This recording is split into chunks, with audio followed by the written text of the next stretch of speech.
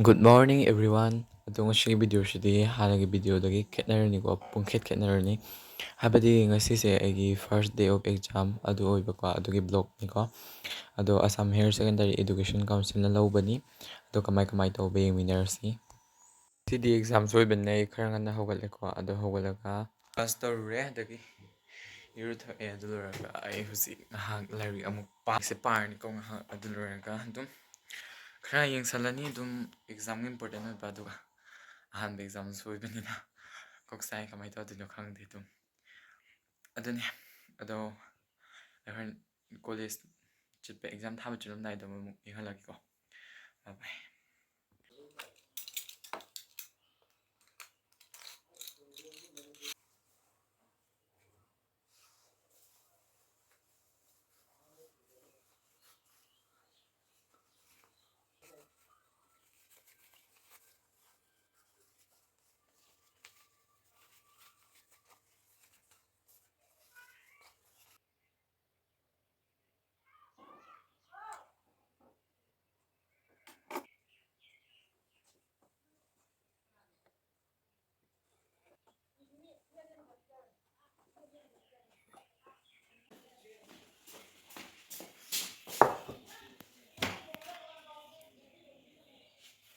exam ꯊꯥꯕ ꯆꯠꯂꯁꯨ ꯑꯩꯗꯤ ꯕ꯭ꯂꯣꯛ ꯅꯝꯃꯦ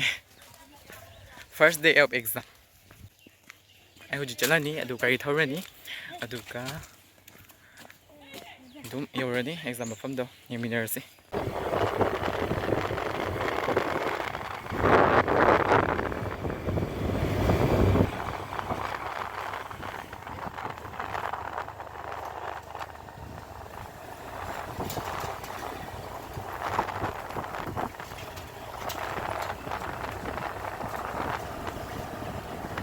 Guys, ꯑꯩ ꯍꯧꯖꯤꯛ ꯀꯩ ꯍꯥꯏꯁꯤꯔꯥ ꯌꯧꯔꯦꯀꯣ ꯑꯗꯨꯒ ꯑꯁꯤ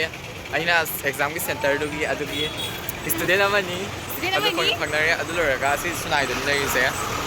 ꯆꯠꯂꯅꯤ ꯑꯩꯈꯣꯏꯒꯤ ꯁꯦꯟꯇꯔ ꯃꯐꯝꯗꯨꯒ ꯑꯩ ꯏꯁꯥꯒꯤ ꯀꯣꯂꯦꯖ ꯍꯥꯟꯅ ꯆꯪꯉꯝꯃꯅꯤ ꯑꯗꯨ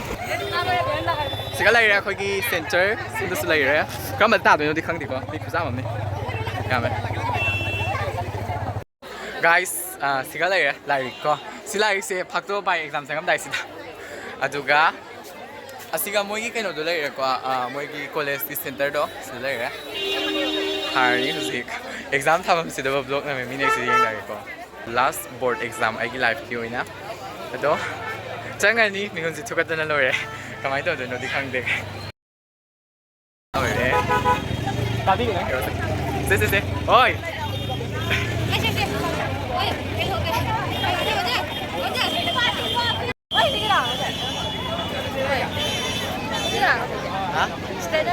그럼도 자 선미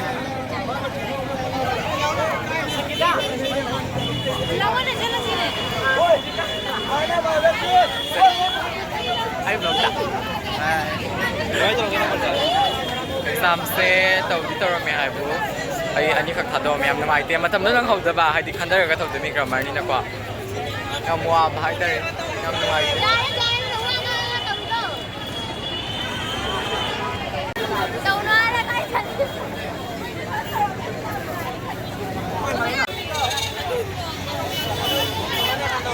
बेटा देखिए ना फोन मारो ना